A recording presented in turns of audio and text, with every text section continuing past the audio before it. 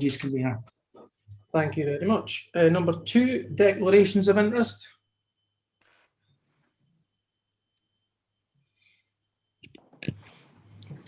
Anybody? No. Number 3 then, we'll move on to the minutes. First one is Communities Committee, 19th of January. Are these approved? Agreed. Agreed, yep. And 3.2 is the special meeting of the Communities Committee, 9th of February. Is that approved? Agreed. Thank you. So we'll move on to number 4, which is information report.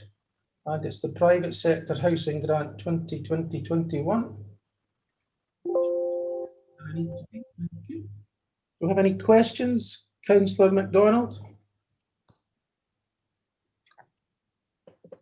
Sorry, I'm just making the transition over from the other meeting. Yeah, I was asked to, on paper 4, pick 1 private sector housing grant.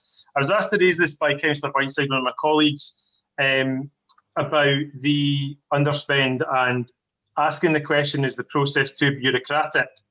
In the past, she's had to deal with constituents and help constituents who made up like applications on this over 2 years ago.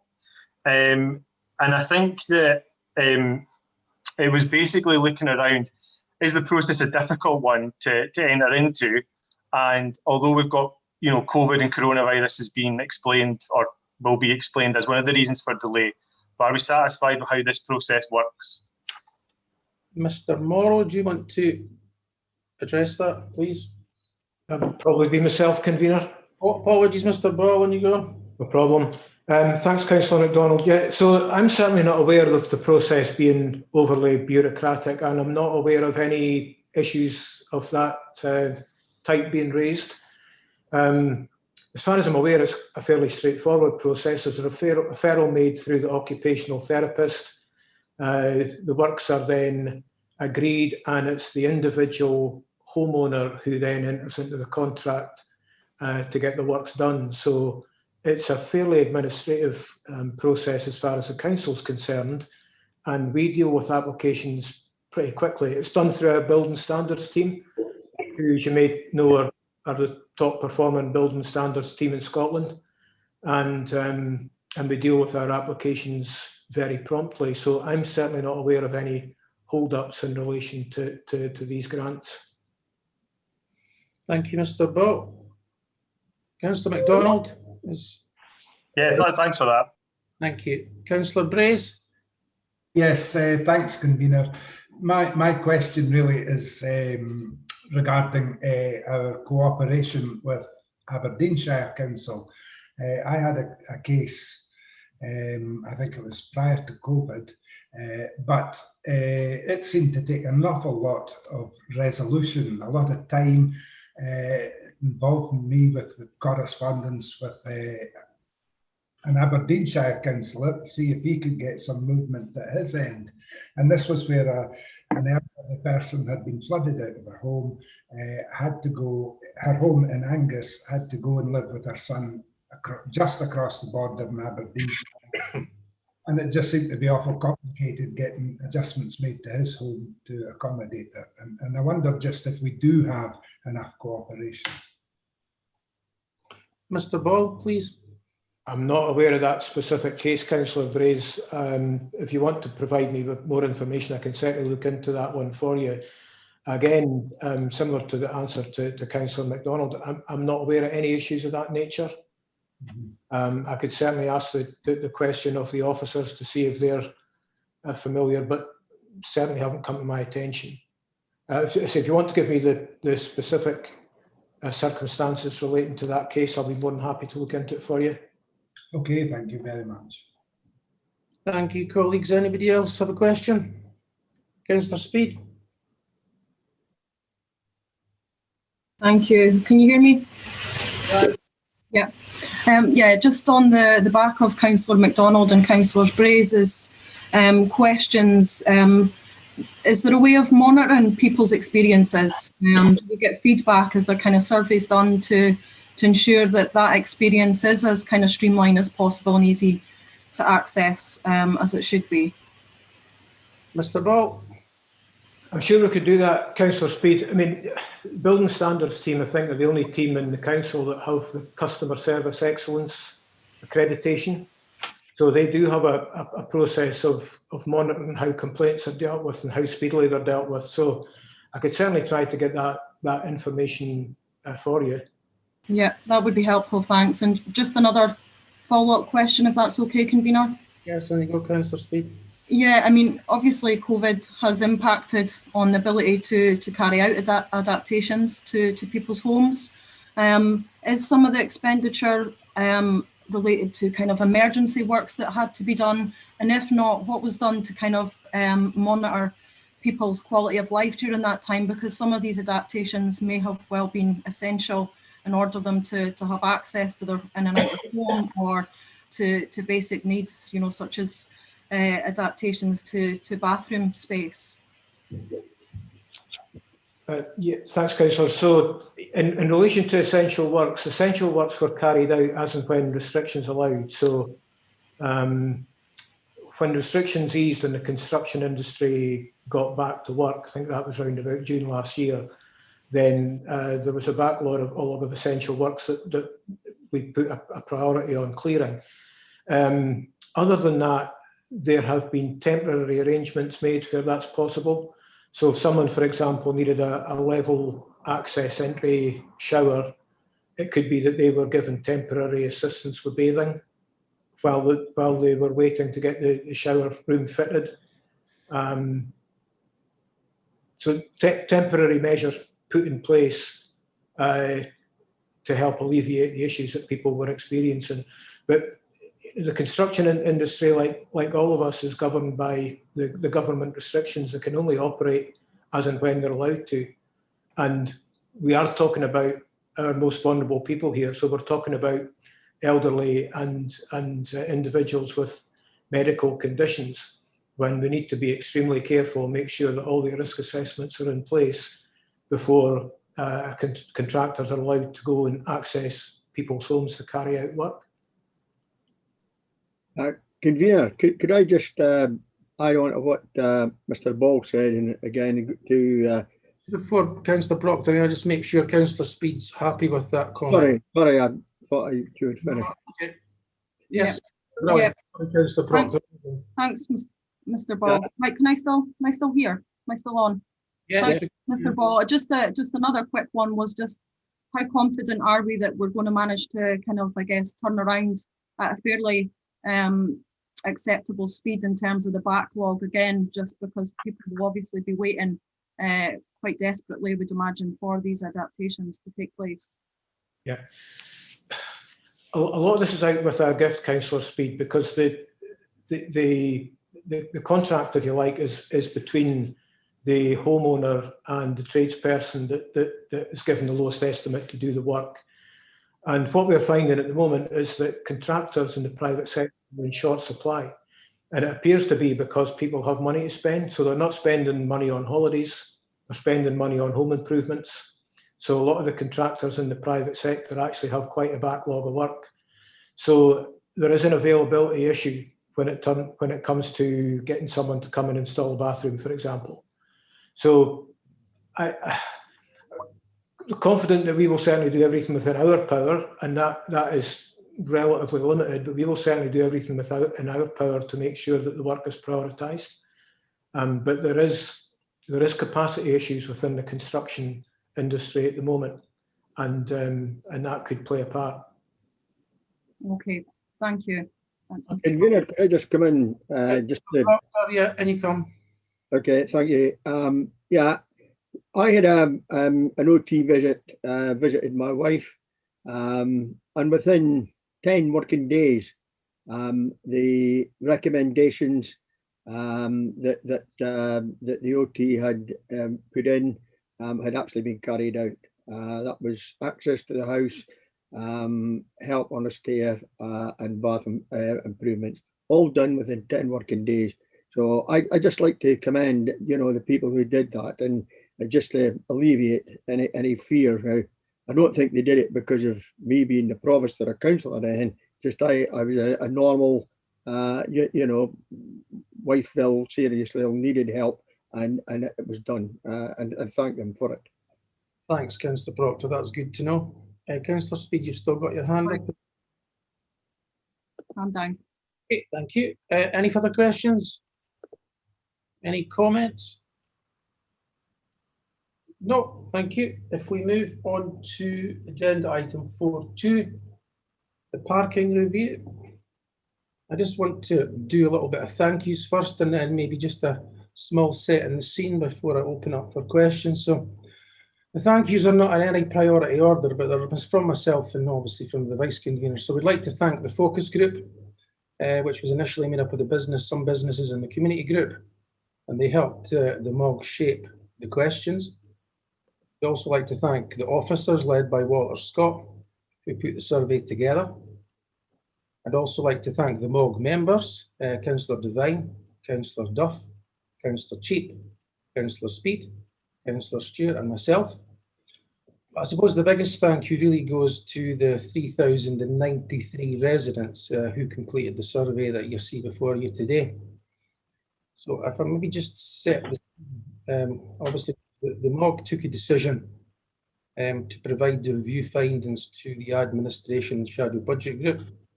Also took a decision to reconvene in March after the budget setting meeting.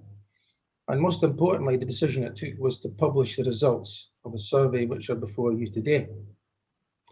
So I'm happy to take questions, but they must be relevant to the contents of the information report that's in front of you today. So do you have any questions?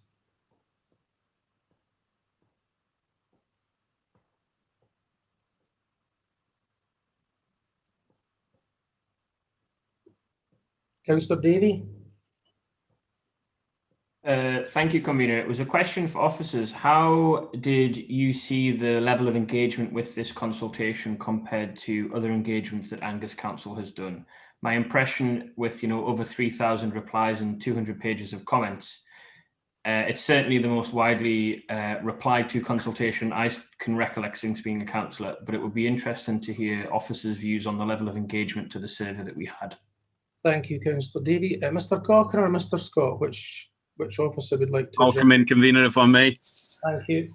Thanks to the Convener, and also passing my thanks to the members of the MOG, that's the officers as well as the elected members. Yeah, Councillor Davey, I would observe in terms of the many surveys that I've been involved with in Angus Council and elsewhere that this was a very well responded to survey, not only in terms of numbers. I think the numbers were phenomenal, but also in terms of those completing the survey and getting through to answering some of the additional questions, additional points. So more than half actually provided comments, which demonstrates the commitment from folk who've taken the time to put the survey in.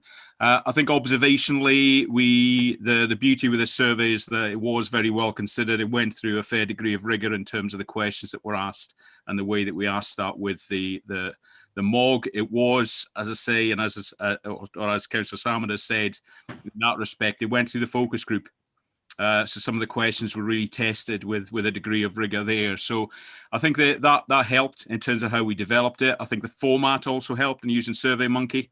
And in terms of personally putting the survey together and analysing the results coming through from SurveyMonkey, I think that's a pretty well-used tool now.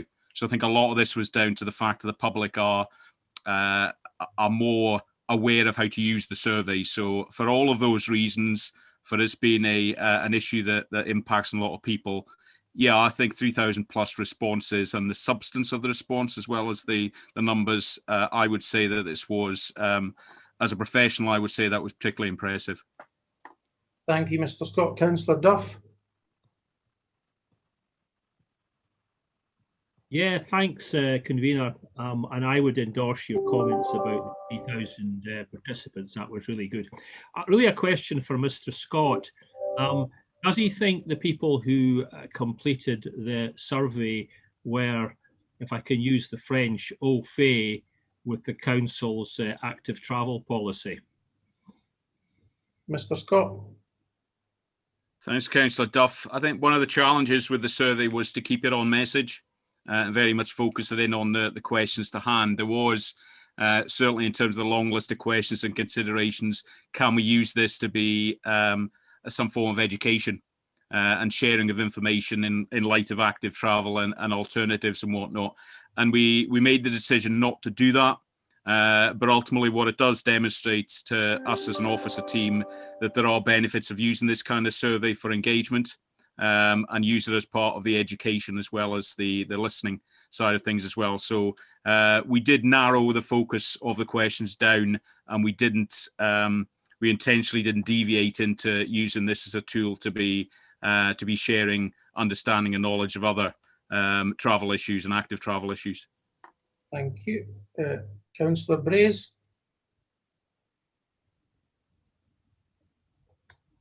Right.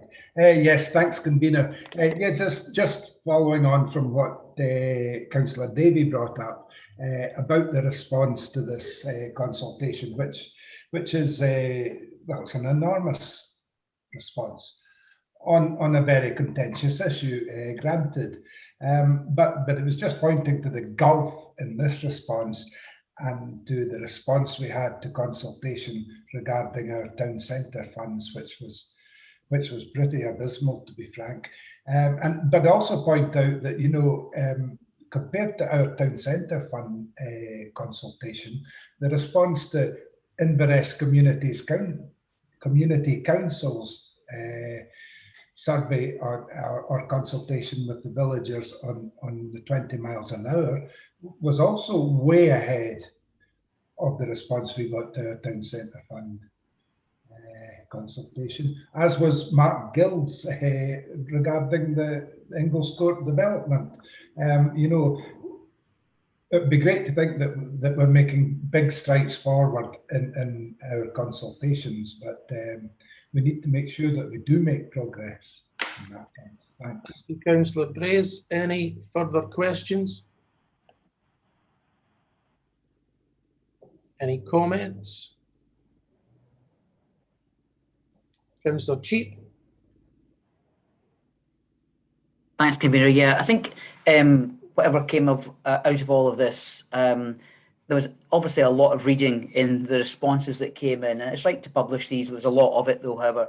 But I think it was really interesting when you go back and take time to review the percentage responses, the data that Walter and his team have pulled together here. It did throw up some things that I think council we need to learn from. You know, okay, we know that parking charges are going to be kicked into long grass till post the next election, but there are some things to learn in here when we start to, you know, we focused a lot of time on things like parking permits and the web and you know, buying tickets via the web and things when we were setting this all up.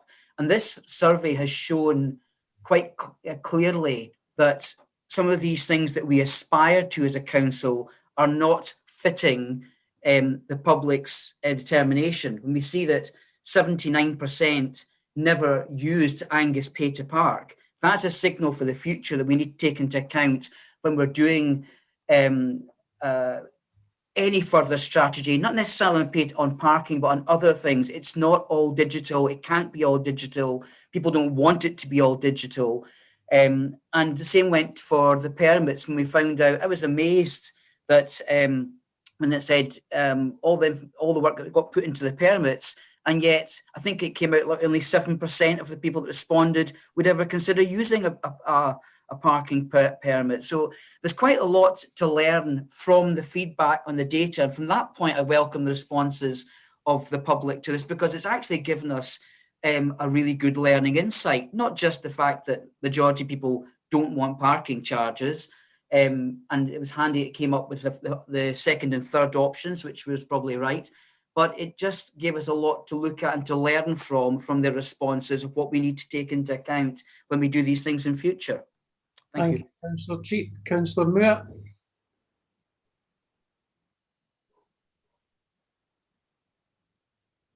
Thank you, convener. Yes, I read through this. I found it very informative. I found it well thought out, and a lot of the comments were thought-provoking, shall I say.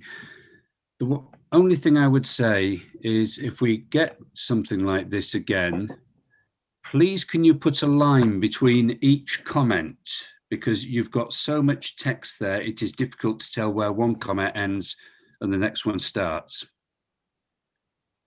Thank you. I'm sure Mr. Scott will take that on board if he needs to organise another survey. Councillor Davey. Thank you, Convener. It was just, I suppose, to echo many of your comments and thank everyone for engaging in this consultation.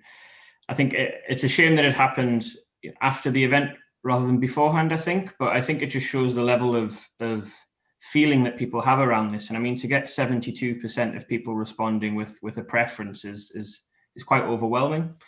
And I also think that the data, as Councillor Cheap was saying, is quite interesting to delve into when we look at especially some of the qualitative data of people talking about, you know, wanting to use cash options and parking permits, that, you know, perhaps the lack of support. So it may seem that we perhaps get distracted rather than dealing with the evidence and perhaps the level of community feeling.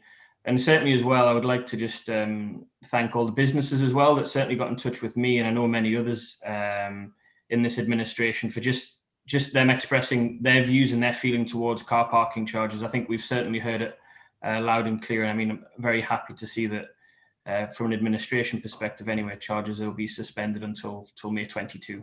So thank you. Thank you. Councillor Durno.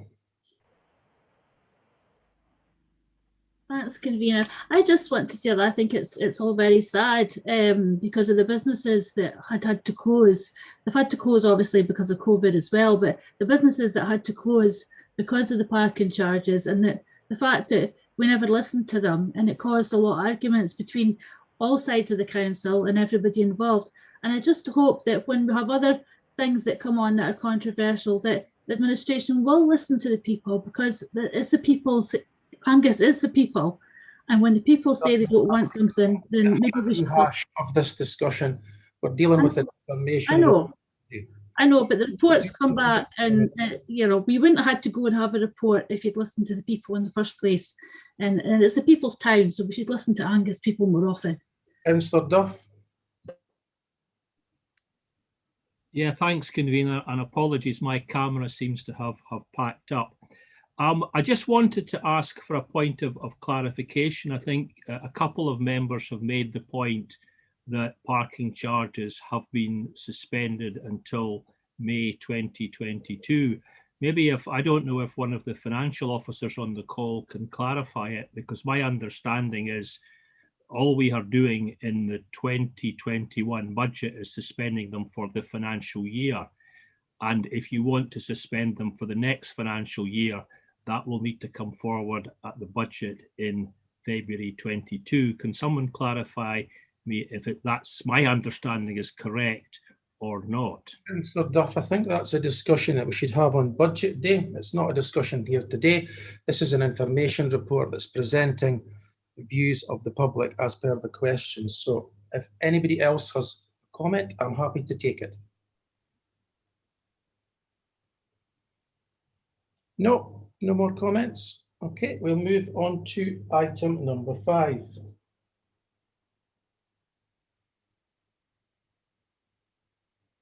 Which is the C30 Little Brecon amendments to existing speed limits. I thought possibly Councillor Braze might want to lead off on this.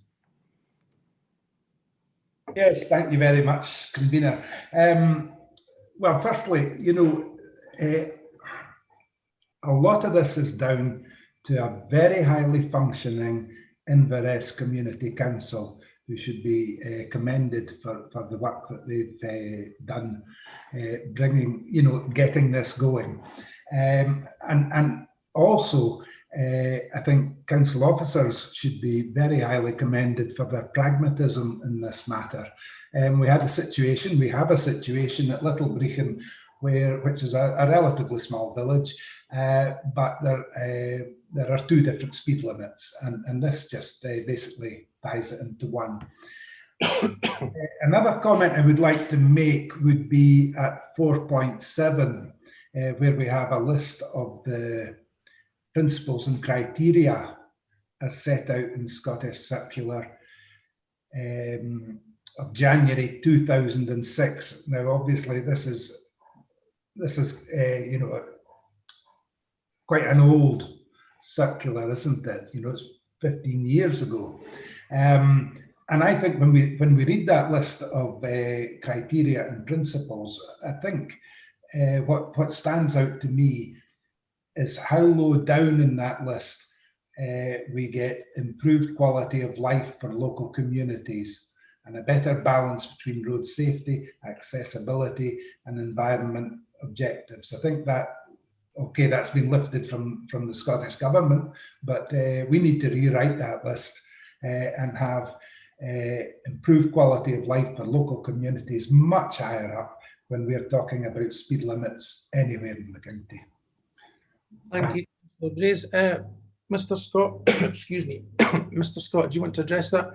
Yeah, certainly can, Convener. Thank you. While you clear that frog out of your throat. Thanks, Councillor Braze. You're absolutely right.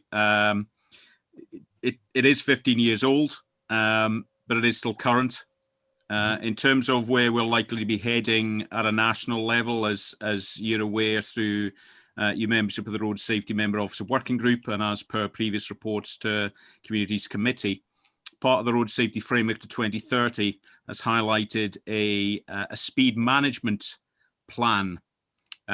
So there's not much detail behind that. It's also identified within the Strategic Transport Projects Review, which has come from Scottish Government. So I would be fairly confident that we'll see something to replace that circular fairly shortly. And I would tend to agree with you in terms of what we might see as the current priorities in terms of the objectives, that they might be reordered. I would caution in that respect that no doubt that the ordering from 2006 wasn't meant to be any ranking of that ilk. But yes, I tend to agree with you that perhaps we look through these things with different tinted glasses as we move on. But certainly I would see that being under review as part of the Road Safety Framework to 2030.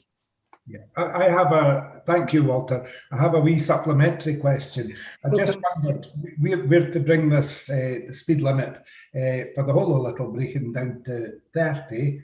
And, you know, at the moment we've got a trial really bringing a lot of villages in Angus down to 20. If we're going to the expense of changing some of the signs there, wouldn't it be wise maybe just to bring them all down to 20, or could you maybe explain why that might not be appropriate? Thanks. Scott, would you like to address that, please? Yeah, I can. It's a really good question in that respect, because we could, if we'd had the national policy, the speed limit policy change from 30 to 20, well, that would have happened right across the board anyway. I think in terms of that process and learning lessons, that perhaps that was too much of a jump too early. And really, in what we've been able to do more recently through the Spaces for People Fund is to have so many more of our villages and areas within our towns with 20s. It will be about monitoring and reviewing those in terms of the success of those. So I'm not going to say never in terms of Little Brechin, but in terms of the characteristics of this village, in comparison to some of the other villages that we have, for example, where they have a primary school, that might be a determining factor. So I think for now, a permanent 30, because bear in mind that the other areas in that respect, Councillor Braze, are temporary 20s, a permanent 30 is the way to go. And if in future we wish to reconsider how we apply our 20s, then I'm certain, and as you say, through Inverness Community Council, I'm certain that is something that will be held to task on. Thank you. Thank you very much, Walter. Thank you. Any other colleague wishes to ask a question?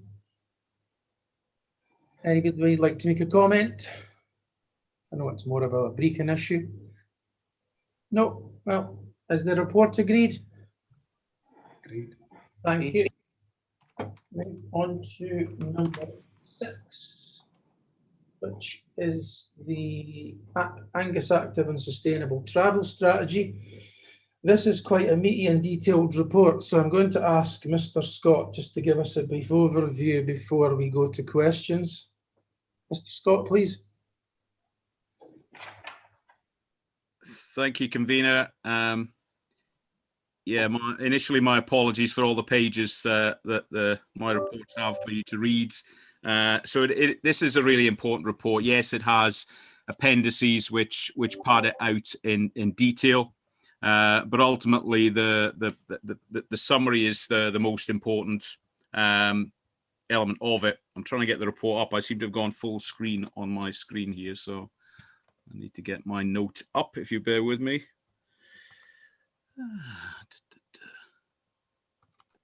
Right, there we go. So ultimately, in terms of what we have, we had a two-step approach in terms of undertaking our active travel strategy and then following that up with an action plan. Every strategy that we seem to have needs an action plan and needs deliverables within that. And ultimately, what we have within these reports is that high-level strategic aims, which sets them out. They align with an awful lot of regional work that we're doing at a strategic level. And then really it's about distilling those down to actions within the action plan. Comment on that, and my view on that is that the action plan itself, they're fairly high-level actions. And a lot of the detail of that sits beneath that. So there'll be projects, there'll be programs, there'll be initiatives that come out of the actions that sit within that plan. Be they active travel, be they sustainable travel, which is why we've extended it out to include that. And there will be lots of crossovers within the reporting. It does emphasize the importance of active travel across roads and transportation in terms of a primary means of travel, as a secondary means of travel, as a tourist aspect, as a health and mental health and physical benefits of active travel. So it really does set our stall out in Angus in terms of capturing all the work that we've done fairly recently. And all that work is really being channeled now through the Road Safety MOG and through the Communities Committee. So it does really bring that to the fore. In terms of some of the other items there, we're looking for approval clearly of the strategy and the plan is about the active travel champions. It is really important that we all consider ourselves as active travel champions, but in terms of having some individuals who are even more responsible for that, we feel that is a real benefit to us as a council to be taking that forward. Not every authority does that, but I think it is a statement of intent from us that we are committing ourselves to identifying the active travel champions. And fundamentally, as I said, within the action plan itself doesn't deliver anything. And that's really important to note because we have a pipeline of projects, and that is really where the excitement comes in and the enthusiasm comes in from officers, hopefully from members, but certainly from the public, who have been many of the projects that have been identified have come through them. What we've tried to do with that pipeline is to bring all those together into a single reporting format. We've now got the MOG to take that through more formally and then report back to communities. So there is the opportunity for us to understand better the various funding applications that we're making, expressions of interest, and principally in that regard, what are we committing ourselves to? So it's all very well seeking funding, but if there's match funding required, we need to identify that very early on in terms of our thinking for what we wish to be identifying for our financial planning. And really in that regard, that's the nature of the report. We've set a strategy, our action plan. We need the champions in terms of that, seeking improvement of their appointments. And it really then allows us to progress that pipeline of projects, to seek more projects. So in terms of the list that are existing, there are current, there are future projects identified. And really this report sets out the reporting of that through the MOG, but also then back to future communities committees. Thank you, Mr. Scott. I think Councillor Devine was first. Thanks, convener. Yeah, this was a lot of reading in here, Walter, you're not wrong. And it was a wee bit confusing to begin with because we had these two reports, but I now do realise that the action plan follows on from the strategy. I see the action plan was actually completed in March 2020. I was just wondering if any of the green actions have been taken forward. I know that most of these are about engagement with a whole range of people. And I was wondering how that's going to be done. I know that you're very committed to it, but is it going to be through forums that are going to be set up through the MOG, or how is that going to be done? Because it is vital to get that started as soon as possible. I suppose I've got a kind of second question, but I'll just go on to that, because I'm concerned about the staffing resource that should be available for this. I think there were 2 other members of staff at one point, and they've kind of disappeared and haven't been replaced. So it's a huge thing, and because it fits in so well with all the things you've talked about, but also the climate emergency, we need to start doing this really quickly. There is an imperative here. So yeah, anything you can tell me would be welcome. Thank you. Mr. Scott, I hope you can provide some reassurance on Councillor Devine's questions. I hope so too, Convener. Yes, thanks, Councillor Devine, for your concerns in terms of resources. Headline in that regard, I wouldn't be committing to an action plan that I wasn't confident that I and my service can deliver. We're very cautious in terms of what we commit to. We remain aspirational in that respect, but we're also driven to deliver, and hopefully your experiences of that driving force to take us through the parking review. I suspect I don't suspect, I've already given warning to my teams that it'll be the same rigor that will be applied to all of the activities that we have here. So it is about driving forward. It is about delivering. If we don't complete something, then that's fine. We need to move on. In terms of resources, we have to prioritise. We have within roads and transportation shifted our priorities. The active travel has floated very, very close to the top, if not the top of those, but also because of the links to road safety, the links to our road network, to everything that we do is intrinsic within that. So it isn't a case of necessarily stopping one thing to do another. There are crossovers there. Resource-wise, we have identified, and in the recent 18 months or so, we have filled a vacant post specifically for somebody to pick up active travel transport issues. We've also been successful in securing a senior officer from Sustrans who'll be with us to actually drive forward on some of those strategic challenges as well. So we are in a relatively, and I'm cautious in terms of a relatively good place in terms of applying our resources to deliver on the action plan. There was a second part of the question which I didn't note down. Can you remind me what the second part was? No, I think it was about that, and just taking it forward quite quickly because of the climate emergency and everything that surrounds that. That heartens me to know about these other 2 members of staffing, which will be able to help. That will be great. Good. Thank you. Thank you. I think Councillor Durno was next. Thanks, Convener. I'm liking the fact that it says on the feasibility studies have been applied, for Arbroath and Freecombe and for Arbroath and Marywell. They've been submitted now. Do you have any idea when you might hear back, Walter, if we've been successful or not? You want me to come in? Hi, hello there. Hi, Scott Dryden here. Hi, yes.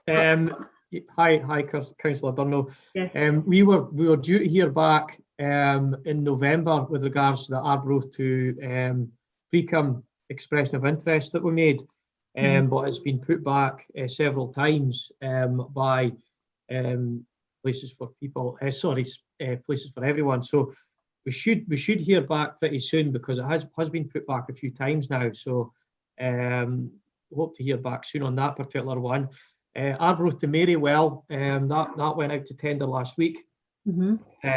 And we are looking to appoint a successful consultant in 2 weeks' time and taking it forward through March and into the beginning of April to come up with a suitable route.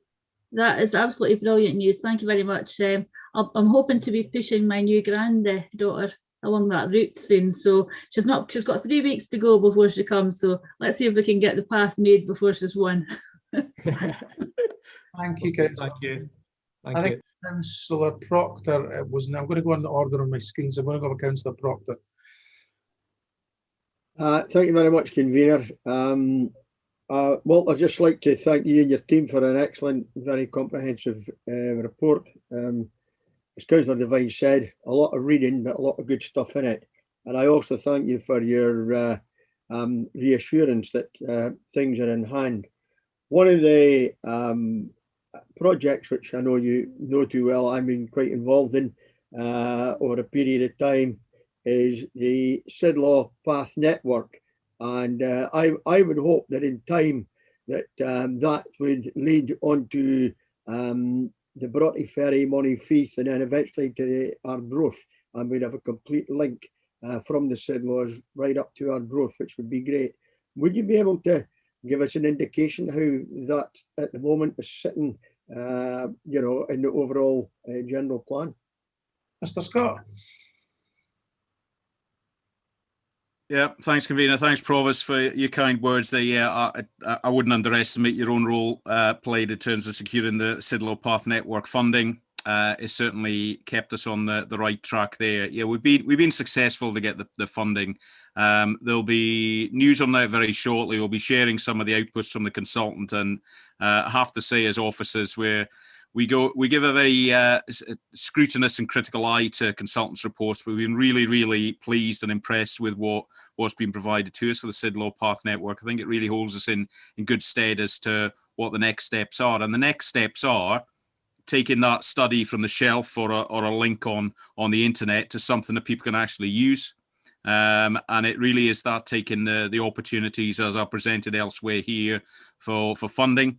Ideally, it's all 100% external, but if it isn't, it's then a case of identifying how we can contribute to that. I do agree in that regard, the way that we've handled and taken forward the Sidlaw Path Network.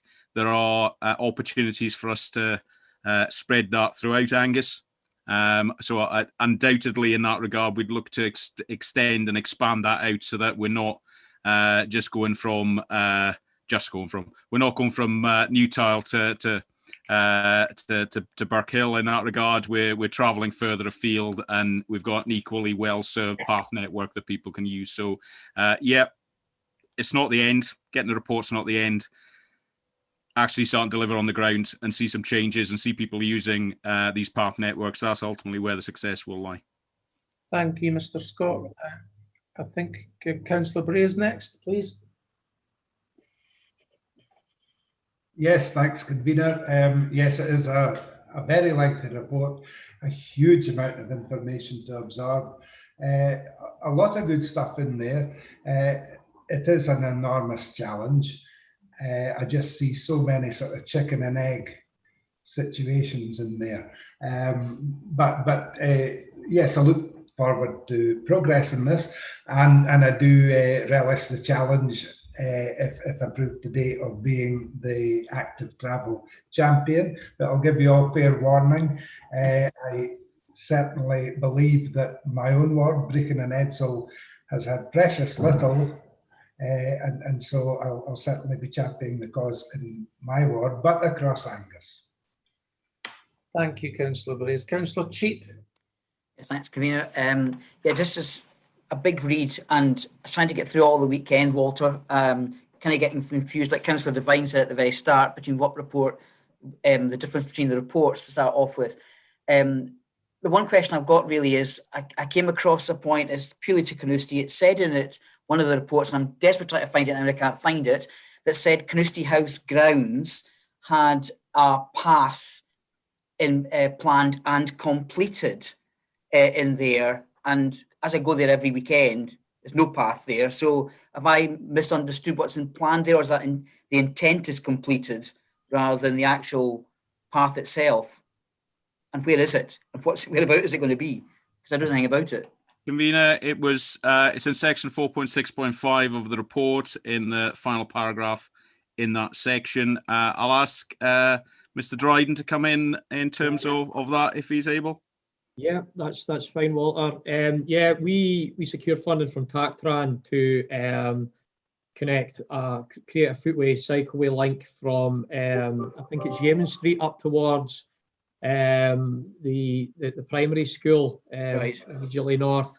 This has been the pipeline for a few years now, I'm led to believe. However, we've just secured funding for it this year through TACTRAN. So it's just a form of footway cycleway link between in both areas. So that should be on site in April. Right. Okay.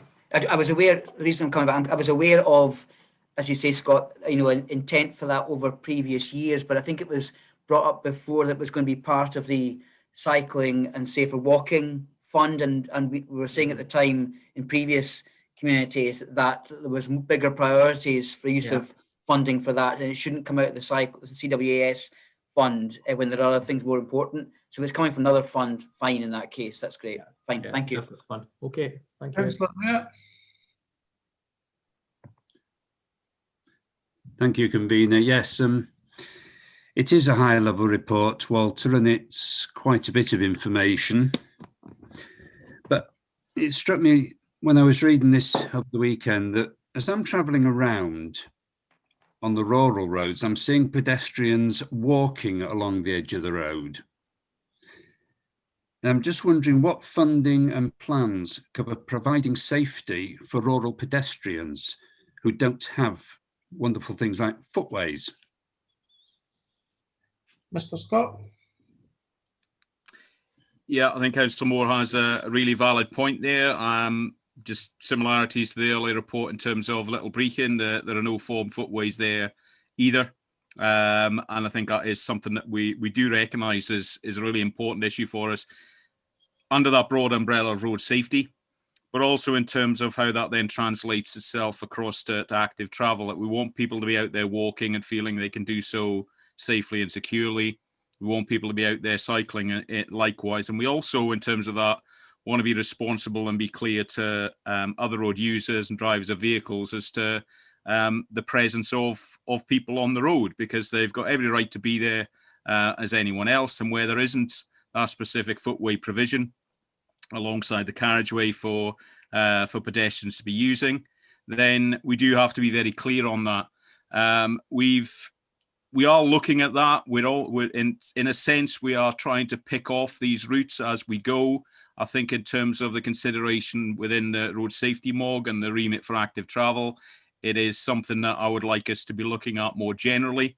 I know that other authorities, and certainly in the past, we've considered that some of the safer routes and cycling and walking friendly routes in terms of our rural roads.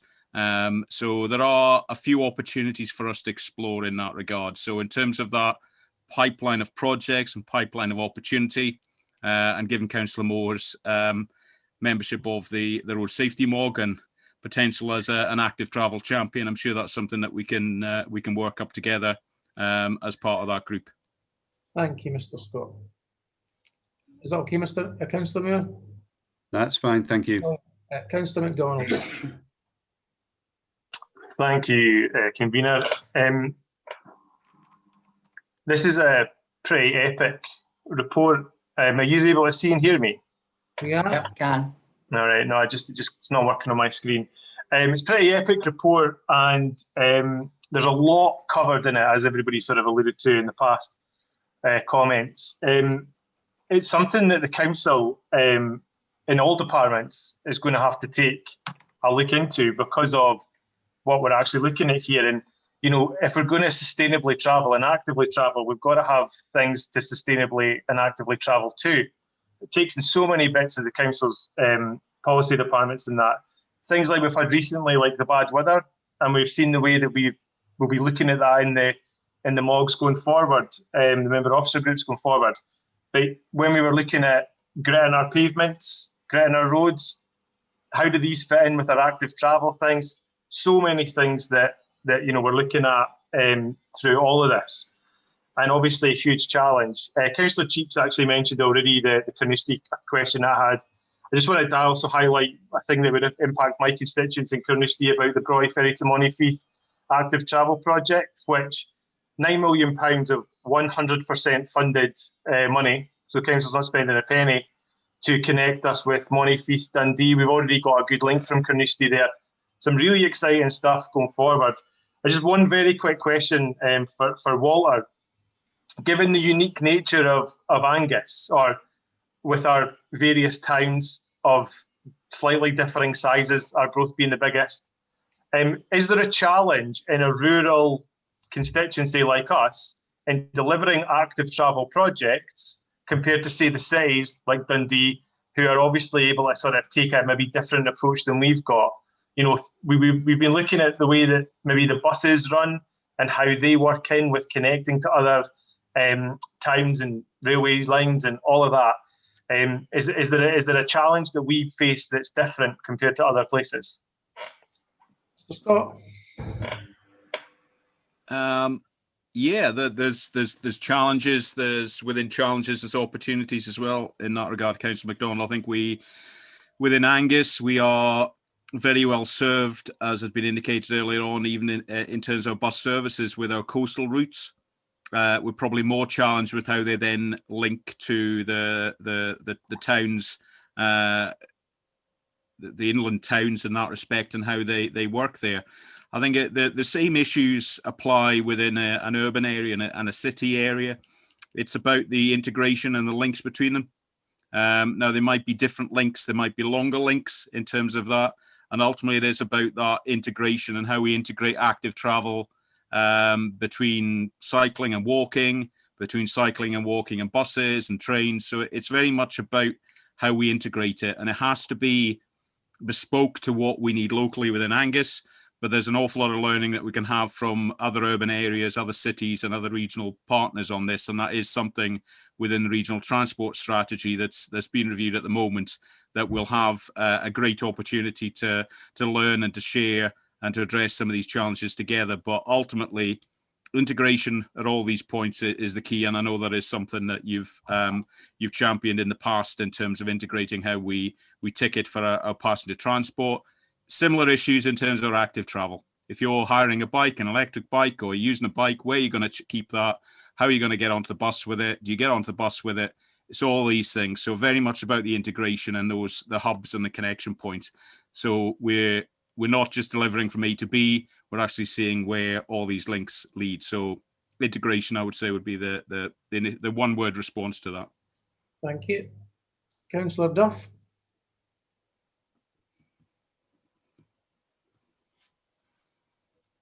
Yeah, thanks, convener. I'm getting worrying messages that my internet connection is unstable. So if you suddenly lose me, that's the reason. Yeah, I mean, I think mine's more of a comment, and it's a comment I suspect there isn't an answer to.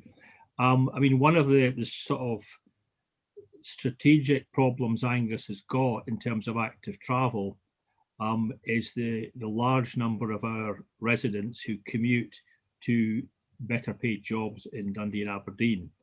And that's been flagged up in things like the data for the Tay-City deal. Obviously, part of the aspirations there is to create more better paid employment within Angus. But I think realistically, the Tay-City deal is going to add some better paid jobs. But, you know, there's a lot of people commuting out of Angus. Now, we've talked earlier about the transport links. Those of us that live on the East Coast have got a good bus and, probably more importantly, a good rail link to Dundee and Aberdeen. And in normal times, I know that the railway station at Montrose is pretty well used. Lots of people use it to commute to both cities. Obviously, that's more of a problem as we move inland, but that's a real problem for us if we are, you know, really wanting to move to active travel, because the reality is huge numbers of people are driving 30, 40 miles every day to their work and back. And I don't see a magic way we can wave a magic wand and change that. It's just a very difficult problem. Thank you. Councillor Braze again. Is it a question or a comment? It's both, actually. Fire away. I didn't feel that I realised this is my second time, but this it's more relevant to the end of the report. And it really was from conversation with Councillor Bell. At 4.1 on page 268, we have a diagram. And she was wondering really, well, we know that women are put off cycling from research, and it seems to be due to abusive and aggressive behaviour by other road users. But, you know, gender doesn't really feature very strongly in in that diagram, she was really just wanting to draw attention to that. And again at 353 in the equalities impact assessment, we see that there is positive impact on age, disability and gender, which is good. But there's no impact on gender reassignment, marriage or civil partnership, race or religion. And that being the case, surely something's missing there. And also pregnancy and maternity impact down as positive. She was wondering whether that was really a fair assessment there. Scott, do you want to address that if you feel you need to come back with more information? Yeah, I think the reality of undertaking equality impact assessments is that they're whilst the ideal is to be relying on evidence and data, some of that can be contrary in that respect. I'm yet to experience or develop or write or to read a perfect assessment in that regard as to why you're addressing positively certain characteristics and not others. Ultimately, the challenge for me in that regard, Councillor Braze, in taking forward the projects and developing the plans and the strategies is not to be having a negative impact. And sometimes it's very difficult to actually assign and to identify the potential positive impacts on individual characteristics. So absolutely understand in terms of that there's a degree of subjectivity in terms of those assessments because of the nature of them. But as I say, my overriding aim and aspiration here is not to have a detrimental or a negative impact on any of the protected characteristics, and to seek to enhance and to benefit as many of those as possible. Some of them are more explicit. By driving those forward, we're then able to address some of the other protected characteristics as well. So yeah, happy to have a more detailed conversation with Councillor Bell on that, and any advice that she can provide us in that regard would be greatly appreciated. Thank you very much again. Councillor Devine. Thanks, and I know this is my second time too. It's a bit of a comment and a question. We're talking about the Sidlaw Path Network, which is great, and this is a new one. What I'm concerned about is we have excellent path network around Forfar, but there's a maintenance problem. And I know some people who would be interested in being volunteers. And I just wondered if you thought that that was one way forward, because up in the Cairngorms National Park, we've got loads of people who do that. So it's just something, I know that we don't have the staff to do it all the time, but it would be really helpful, because I am getting a few complaints about overgrownness. I mean, over the summer, it was really quite bad. And so that's one aspect. There is one little path I would like to put forward to you, Walter, is from Forfar to Murton, because Murton is such a destination now. And like Councillor Moore was saying, I have seen people walking along that Arbroath Road, which is so dangerous around the golf course part. And it would just be so good if we could try to get something going there. I did try myself to get something going and failed, but I can maybe talk to you about that. Mr. Scott, you want to? Yeah, I'll pick up on the last point. The pipe is a certain size, I would have to say, in that regard, but it doesn't mean to say that we've not got projects lined up to actually start pushing through that pipeline, Councillor Devine. So if there is intelligence out there, it's coming across wrong in terms of that. If there's knowledge of particular areas and issues that are worth us looking at, and members want to bring those forward to us, then by all means do so. I'm familiar with that one enough myself, so it's no big surprise that will be potentially an area for improvement. What I would link back to the Sidlaw Path Network, and this is why it's such a brilliant tale in terms of where it started, because it really started with a group of locals within Newtile actually wanting to get out there and clear their existing paths. And they got out there and they hacked and they dug up and they improved things. Some some of it with or without landowners' permission, I couldn't comment in that regard. But ultimately, they'd reached a point where they could only take things so far. And really, through their canvassing and some of the work from from all of the local members, I would have to say, there feeding into the community council, that's really what's brought this one forward. So what we can't do is lose that community engagement and involvement. We really want to capture that in terms of getting that community out there to take ownership, to do some of the clearance, to do some of the services that we're not able to do, to effectively help themselves, their community, their tourism, their commuting routes, because some of these are commuter routes. Let's be blunt about that. The challenge we then have is how do we transfer that across to existing path networks, where there might be an expectation that the council should be the ones maintaining it. I think that therefore is a bit of a balance. There's lessons to be learned across the board there, that we're able to try and engage with those kind of communities so that they're out there helping themselves, they're keeping their own paths that they're using clear, and therefore we as the council are aware of those issues and helping them as much as we can. So yeah, it's ironic in a way that the Sidlaw Path Network started from the community going out there and clearing their own paths and then coming to the council and saying, what are you able to do about this? And perhaps it's the opposite way around in terms of some of the other locations mentioned. Thank you, Mr. Scott. Any other colleagues have any comments or questions before we move on? No. Is this report agreed? Agreed. We'll move on to the next one, which is the Road Safety Framework to 2030 update. Mr. Scott, do you want to, again, maybe just give a brief overview? Of course, yes, convener. Yeah, I think I'm getting fed up on my own voice at this stage, so I'll try and cut this even shorter. There's another action plan within here, but ultimately this is the commitment that the MOG has made to report back to its parent committee, and this is it. We've reported regularly since it's been established. We will continue to report back and have that broader discussion and debate on these key issues, because we really do as a group want to be sharing some of the work that we're taking forward. This is the chance really to bring all that together. So whilst the earlier report, as mentioned, had the pipeline of projects for active travel, this is the action plan for the Road Safety MOG.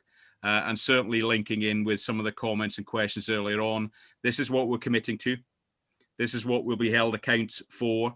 There are timelines within there which take us into the next year and beyond. It will need to be reviewed as we progress, but hopefully what the committee can see is that commitment that we have to a series of projects and actions over the period of the next 1, 2, 3 years. And that will then allow us to report back on those as we need to through the actual development of each of those projects and actions. Thank you. Any questions? Councillor Devine? Yes, thanks. I was just wondering, this is an 18-month project for these 3 schools. Are you anticipating? We're not on that one yet, sorry. Oh, sorry. No, that's okay. Oh, no, Road Safety Network. That's the next one, don't worry. Anybody else got any? Councillor Braze. Yes, just very briefly, convener. Yes, it is a big undertaking, a lot of work for this Road Safety MOG, but certainly myself and Councillor MacDonald as the SNP representatives on that MOG will endeavour to pull our weight and to engage as constructively as possible, given that we will be treading into areas of policy, but we'll certainly do our best to be constructive in this and aid it in its work. Thank you. Thank you very much. It's just worth saying I had a discussion yesterday with Councillor Devine on report 6 and report 7, and I had a quick discussion with Mr. Scott this morning, and as the first, I hope the Road Safety MOG will agree to this, but as the first item on the agenda will be a communication strategy from the MOG back to the rest of the councillors, so out with committee reports, because I feel it's important that we provide updates to all elected members and we have a mechanism of feeding back their views back through take it through yourselves from the SNP group and through myself and Councillor Stewart, and we're going to come to some mechanism with our unaligned members. But it's really important, given the significance of 6 and 7 and the heavy workload that we're all going to have, that we do have a communications strategy with all elected members. So as I say, I put that on as the first item on the agenda for the MOG to agree a communications strategy. So I hope all members will welcome that. Does anybody else have any questions?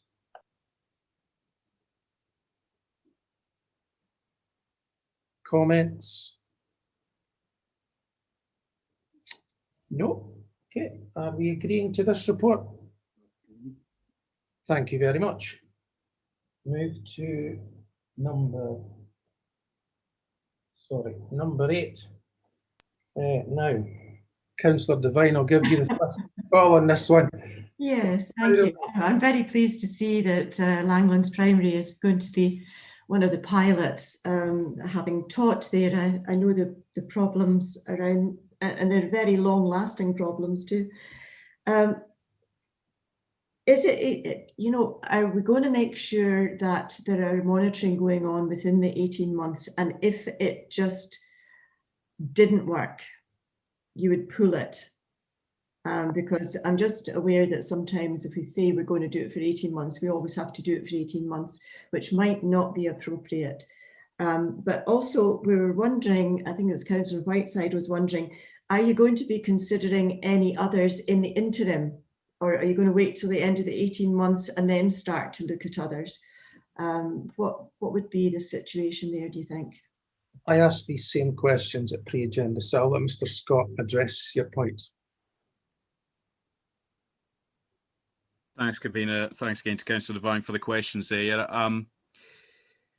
The answer is they won't stay for 18 months if they're not working. You're absolutely right. One of the critical elements of an experimental order, and we don't use experimental orders within Angus. This is the first time we've really used them, I think, in maybe at all, but certainly in anger in this respect. Key thing with experimental order is that you put it on the ground. It allows the objections as we go. People can experience, can see and feel what the traffic intervention is. And if it's not working, it needs to be changed. And part of the process within that experimental order is to change it. So if that is a tweak, if there is an alteration, if there's a change to a sign, if there's a change to the layout, then that would be what we would undertake. But ultimately, if it's not working, it would be withdrawn. We don't enter into these things as a trial without having an appreciation and a confidence that there is a demand for it, and there is a need here. Really what this allows us to do is we've come up with a series of proposals. Do they actually address that need and demand? If they don't, we can modify them, but I'd be fairly confident or very confident in terms of these three, given the historic issues that these school exclusion zones are likely to be permanent, and the process does allow us to do that. But as I say, if at any stage they need to be amended, they will be, and altered, they will be. If they need to be taken out, they will be. And in terms of the second question, would we pursue more than the three currently? Very much depends on the success of these three. The demand elsewhere that could be identified, but fundamentally in terms of that, it then does come down to resources. So part of that is staff resources, and part of that would be the cost of actually implementing these things. So if they're part of a successful program, we would see that other schools could benefit from this, but by no means would every school require a school exclusion zone. Thank you. Councillor Devine, do you have got a follow-up? No, that's fine. I appreciate the flexibility there. Thank you. Councillor Duff. Yeah, thanks, Convener. Yeah, I wanted to discuss the one at Ferryden, which I'm certainly aware there has been long-standing issues about cars into Ferryden, and there's been repeated police action over the years and so on. And unfortunately, there was a meeting arranged for local members to discuss it with the consultant, I think, which we couldn't attend because of a very extended council meeting, I think. So I wasn't able to make these points then. I have two concerns. Firstly, are we making allowance for teachers' cars? There seems to be an assumption that teachers are all going to arrive very early in the morning and it won't matter to them, and I'm not sure that's correct. So there is a number of types of vehicle that are given exemption. I would hope that we would do that for school teachers. The second issue I think I have is a bit more serious. If you go up by Ferryden School on a normal morning, there's quite a lot of traffic in Craig Road. There is not a lot of parking in Craig Road. And if we exclude people from dropping off in, I think it's Craig Crescent, that will suggest to me that's going to flow, that's going to come out onto Craig Road. And I can foresee people double parking on Craig Road to let off children. And that could be a bit of a mess. So I think in our monitoring of this, that's something that we're going to have to pay particular attention to. And I don't know what the solution is, because Craig Road is mostly residential parking. If you try and stop people parking there, they're not going to be happy. But unless we can force all these children to walk to school, they're going to get dropped off somewhere. And you know, that is going to be the challenge with this one, I think. So I hope it works well, but I've got these two issues that I would certainly like Mr. Scott and his colleagues to take on board. Thank you, Councillor Duff. We did have a ward meeting, which myself, Councillor Stewart and Councillor Sturrock did attend with the consultant. So I'm not quite sure why you weren't there, because I wasn't at the first one either, but we can deal with it outside the meeting. But I mean, if Mr. Scott just wants to address... I think I must have the diary part with that one, but I certainly, the original one coincided with a rather extended council meeting. Okay, maybe Mr. Scott can address the green section, because I think the local residents who live in the green section have a permit which allows them to park. That's correct, Convener. There is a school car park sits in there, and I don't know the capacity relevant to the number of teachers who teach at Ferryden, but it is quite a significant sized car park. Well, maybe ask Mr. Scott to address that. Yeah, certainly in terms of teachers and school staff and whatnot, we'd be accommodating them in terms of any exemption. So that's relatively straightforward for us to deal with. More generally, as Councillor Duff has highlighted, there are displacement issues that we're talking about here, and it is about initially about recognising those. It's then about identifying where that's likely to be, and then it is about having as part of our plan of action that we will be monitoring that as well.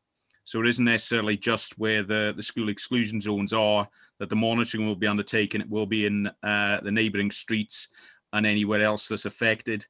Part of the opportunity with an experimental order is to learn as we go. If we do seek, or we do start to identify issues elsewhere, then the order can be modified to include those. So that might involve additional waiting restrictions. It might involve in certain areas, and we've certainly got a few contingencies in place as to where we might be facilitating drop-off spots elsewhere. And ultimately part of the school exclusion zones and the work with the schools. And I have to say the schools have been so committed to this experiment and to putting this in place. And it isn't just about what happens with outside of the school, it's about what happens inside the school for our lessons here. And part of that will be that messaging about active travel. It will be about drop-off points. It will be about safer routes to school more generally. And this is just part of that overall pick and mix for us to deal with. So in terms of Councillor Duff, hopefully I can give you some comfort that displacement issues are very much in our mind. They will be part of the monitoring and review. And ultimately, if we need to do something about those, we will do as part of the overall experimental order. Thank you. Councillor Proctor next, please. Thank you very much, Convener. I think, I don't know what happened there. I'm glad that Walter kind of addressed the question I was going to ask, because I do hope that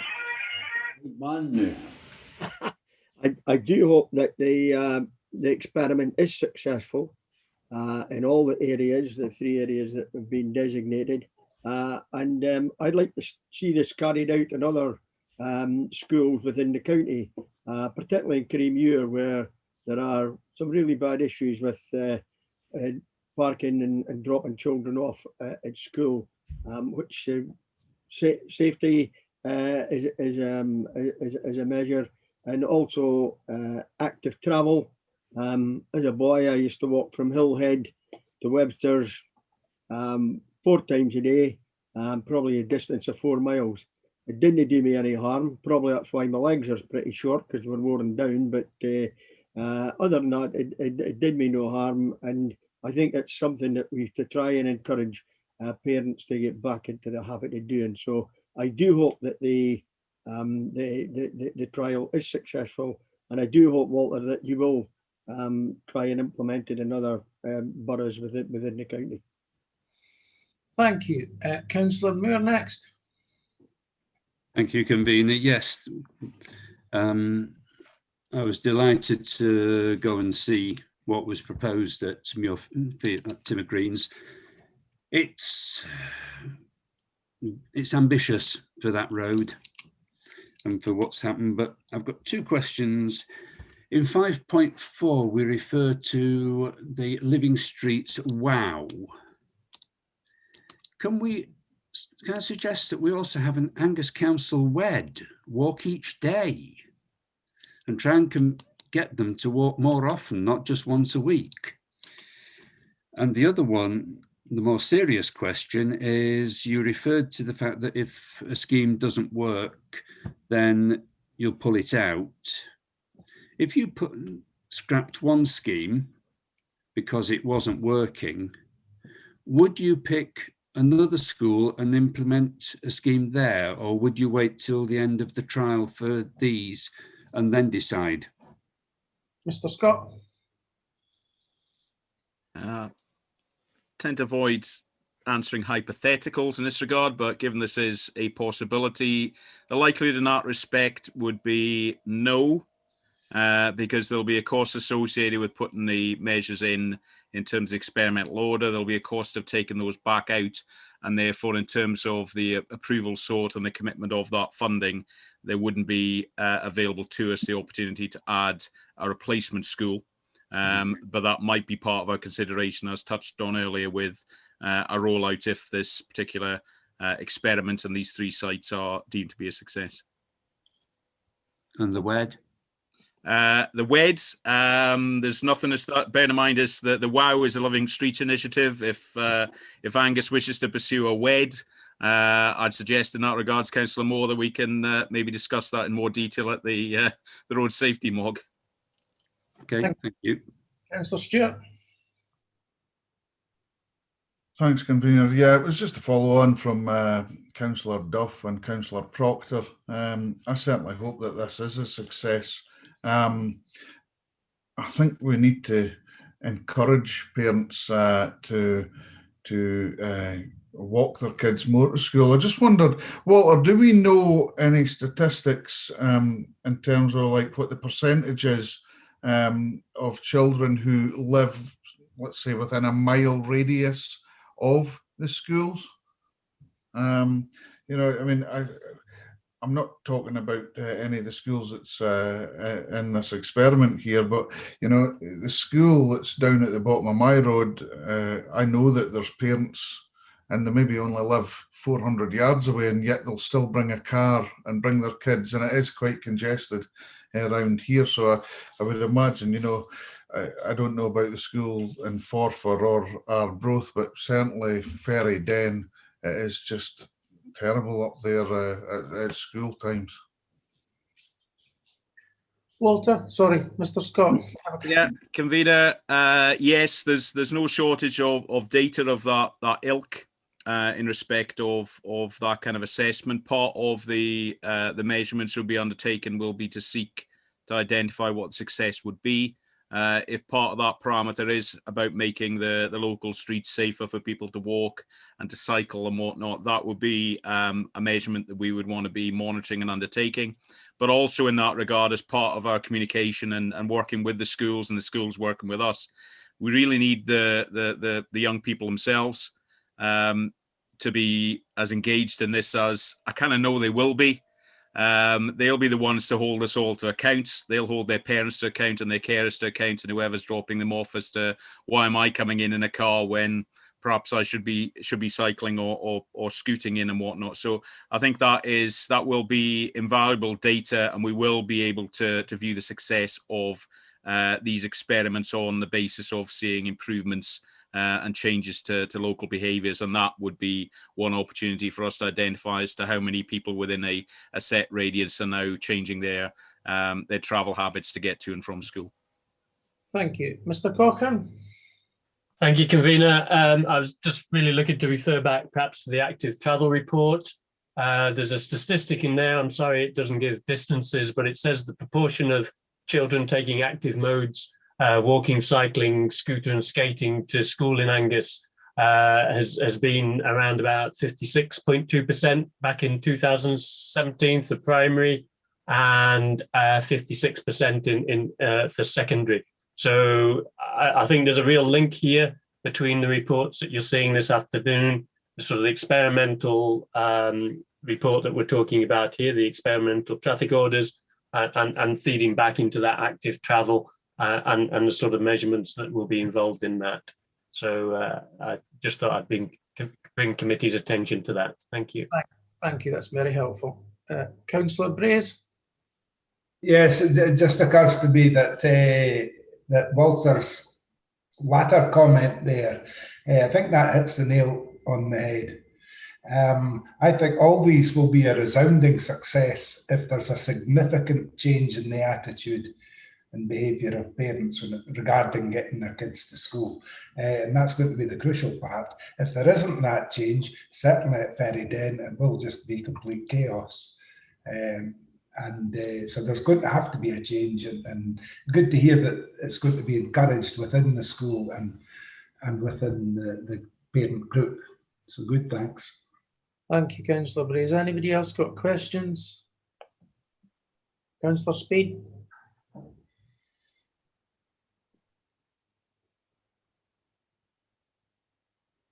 Thanks, convener. Sorry, I'm having trouble with my camera and my mic. It was yeah, I welcome the report. There's probably not much more I can add than what's already been said, other than, you know, I, like everyone else, hope that these trials are a success. It would really be good to see real behaviour change, and these schools kind of championing the way, and hopefully other schools will be able to follow. It's a comment or an ask with regards to ensuring that blue badge holders have an easy route into school, and there are kind of no barriers or kind of any issues with them managing to park close, so that they don't kind of feel like that they're doing something wrong by entering into the exclusion zone.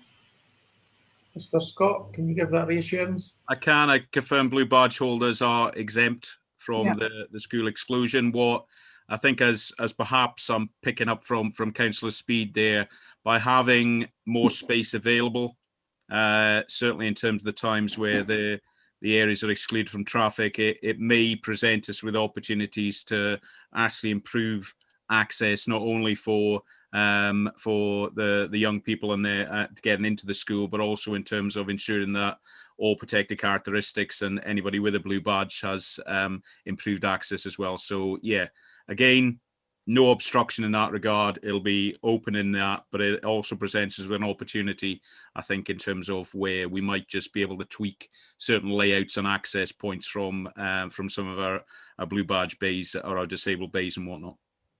Yeah, that's great. Thanks. I did understand that they were exempt, but it's just to make sure that journey in is as kind of accessible as possible without any kind of barriers or anybody pulling them up for driving in. Thank you. Thank you. Any other colleague has a question or a comment? No. Can we go on and can we agree the recommendations then? Agreed. Thank you very much. If we move to report number 9, unadopted road policy update. I'm aware this came about by a motion to full council by Councillor Moore.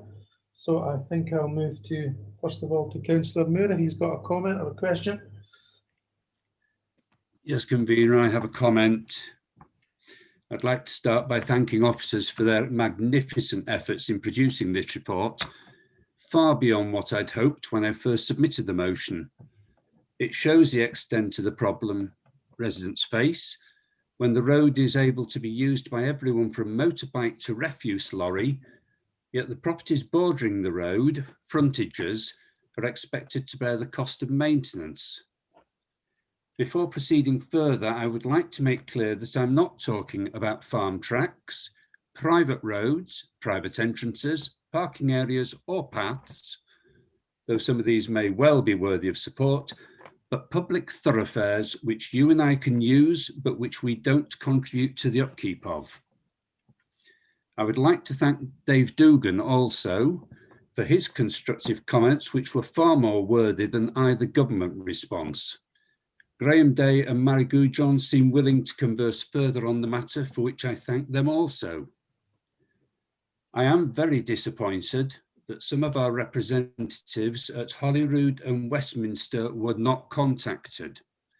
I believe that the regional MSPs are as much our representatives as our constituency MSPs, and the omission of the Dundee East MP, Stuart Hosey, is regrettable. Convener, I would ask for your assurance that this matter will be addressed and that any future consultations include all elected representatives. If a developer builds a new housing estate, including 1,000 metres of road, which is to the acceptable standard, would the council adopt it? I believe the answer would be yes. If a group of residents brought a substandard unadopted road up to an acceptable standard, would the council adopt it?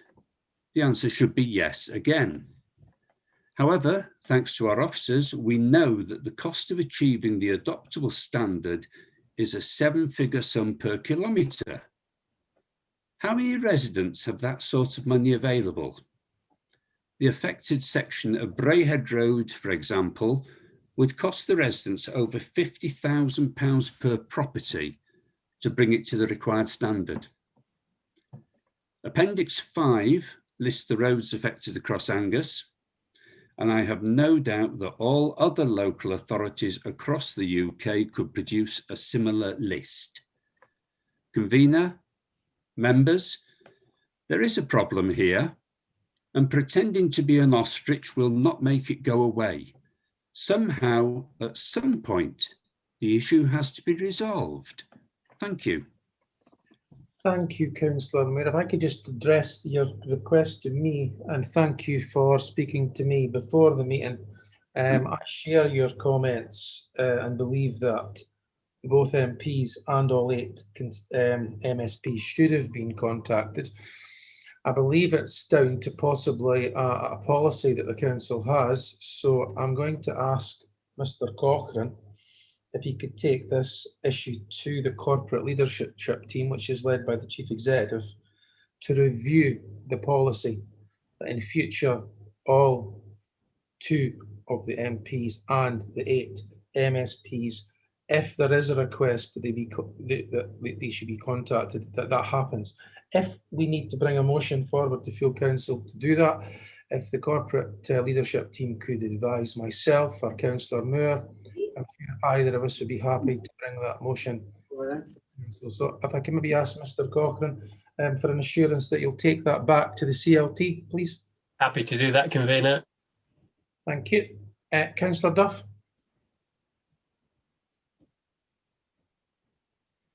Thank you, convener. Yes, I did read the report with interest. I think the list of unadopted roads is certainly useful information to have. I've had a look carefully at the Montrose list. I've maybe got a couple of questions I would fire back to Mr. Scott in due course. I've read the comments from the UK government minister. I've read the comments from the Cabinet Secretary, Mr. Matheson, with interest. And I've read the comments from some of the local MSPs. I think I would just describe the comments back from the MSPs as polite comments. I think the comments from Mr. Matheson are perhaps more to the point, and predictably minister in London said, well, it's a devolved matter, it's got nothing to do with me, and therefore it's really got nothing to do with an MP because it's a devolved matter. We've heard this afternoon about the huge amount of work that Mr. Cochrane's team are doing in all sorts of areas. I think when this came up at full council, I suggested that this was a waste of their good time, and I would have to say, having seen the replies from the various ministers, I would say my judgment was proven correct. It is maybe a massive problem, but it's one of those problems in life that we're not likely to sort in the next 20 years. Looking at the council's financial position, the challenges of COVID and many other things, spending multi-million pounds updating or upgrading unadopted roads is simply beyond our budget, or indeed I would suggest government's budgets. And I don't think you can exclude farm roads, Councillor Moore, because if I lived in a private house down a farm road, I would be getting my lawyer in tow to say, look, you're doing up other unadopted roads. I'm 6 miles off the main road, I want mine done as well, and the public should pay. So yeah, I think this was a huge waste of time, to be quite honest. Councillor Devine. Thanks, Convener. This is just a very short question. There may well be some of these roads which are on the HRA fund. It would be interesting to know that. And if they are, is it possible to move them to the council? Mr. Cochrane, do you have an answer for that, or do you want to liaise with Mr. Morrow before answering that? I think if I could maybe just give a comment on the list. First of all, I think when we discussed Councillor Moore's motion, we did talk about the sort of top 10 roads that were giving us problems, and it's true to say, probably when we went to when the staff were asked and their local knowledge, they obviously came forward with substantially more than that. I think within those, some of them don't fit perhaps Councillor Moore's initial inquiry about being through roads. They are indeed some of them cul-de-sacs, some of them may well be on the HRA account. The HRA account element tends to be around about the sort of the parking areas and the likes, but this is a list of areas that have sort of given particularly probably the road supervisors challenges in the past. If there are any particular ones, we're more than happy to have a discussion with our colleagues in HRA to see whether there's a suitable way forward, as perhaps there is with the next report, and take matters forward at that. Thank you. Does that address your concerns, Councillor Devine? Yeah, it was more Councillor King's concerns in our growth. Certainly he thought there were several on the HRA.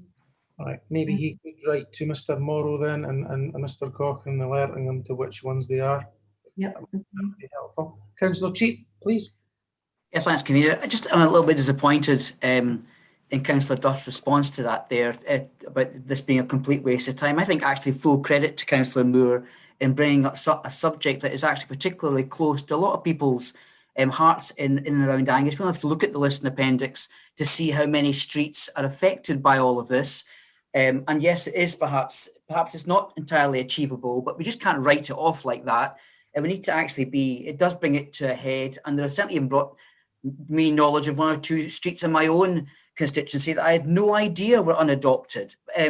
So it was worthy. It was worthy of the response. And I think as a council, we still have to bear this in mind, because unadopted roads will bring other problems as well. We know about the problems on lighting on lampposts on unadopted roads, and this is only going to get worse because we've been told that lampposts on unadopted roads will not be repaired, will not be renewed.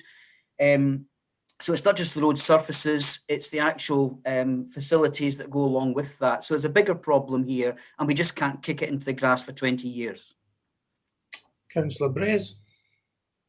Yes, thanks. I have a specific question on one of the roads, which doesn't. Which page are you on, please? Sorry, on page 428. 428, thank you very much.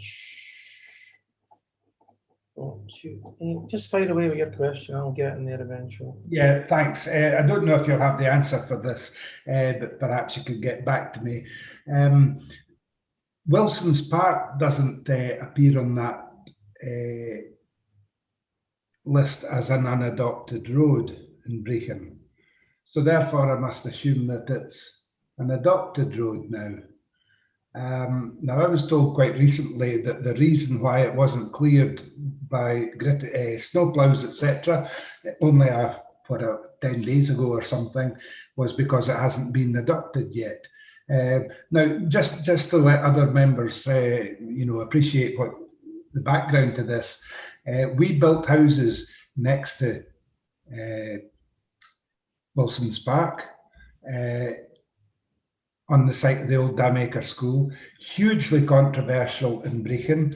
The project went on far longer than was anticipated and with a great deal of upheaval from the people in Wilson's Park. And they're not at all happy about this, especially when they were told that the road was to be adopted. That would be an improvement for them, but the road wasn't cleared of the snow. I wonder what the situation is there. Mr. Scott, maybe it's just a crossover here, but can you answer or find out an answer for us, please?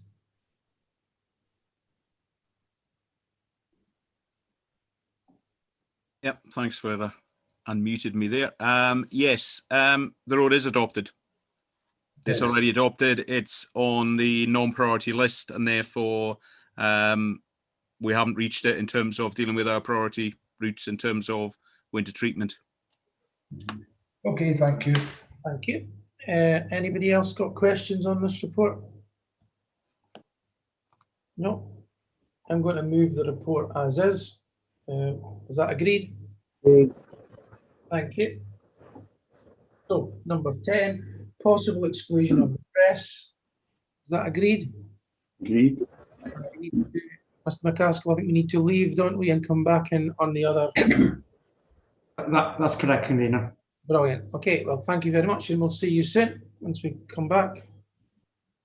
See you on the other side.